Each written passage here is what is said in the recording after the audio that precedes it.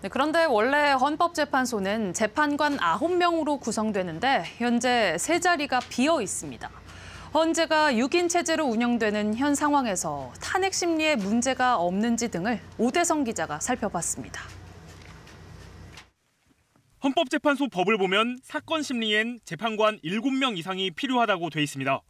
하지만 지난 10월 국회 추천 몫에 재판관 3명이 퇴임하고 2달째 후임을 뽑지 못해 현재 헌재는 6인 체제로 운영되고 있습니다.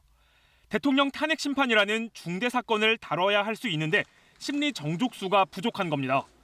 2달째 재판관 3명의 자리를 채우고 있지 못한 건 재판관 추천 방식을 둘러싼 여야 이견 때문입니다.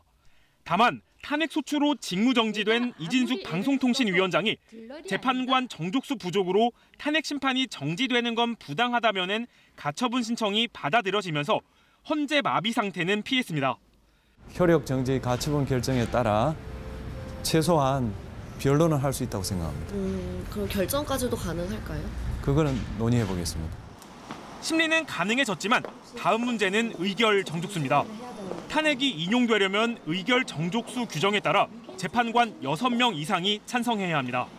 6인 체제인 헌재의 현 상황에선 단 1명만 반대해도 탄핵은 기각됩니다. 또 대통령 파면이라는 결과를 낳는 탄핵 인용의 중대성을 감안하면 6명 재판관만으론 결정이 쉽지 않을 거란 의견이 있습니다. 9명을 채우는 게 가장 이상적이고 바람직한 거죠. 여러 명이 다양한 의견을 서로 토론하고 심리하고 철저히 논증을 해서 공정하고 신중한 결정을 하라는 그런 취지잖아.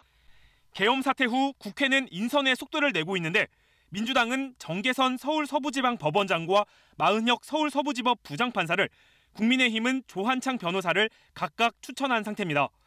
민주당은 올해 안에 재판관 임명 동의안을 처리한다는 계획입니다. 단 재판관에 대한 최종 임명권자인 대통령이 임명을 거부할 수 있는데 대통령 탄핵 소추안이 국회 문턱을 넘으면 대통령 권한이 즉시 정지돼 권한대행이 임명권을 갖게 됩니다. KBS 뉴스 오대성입니다.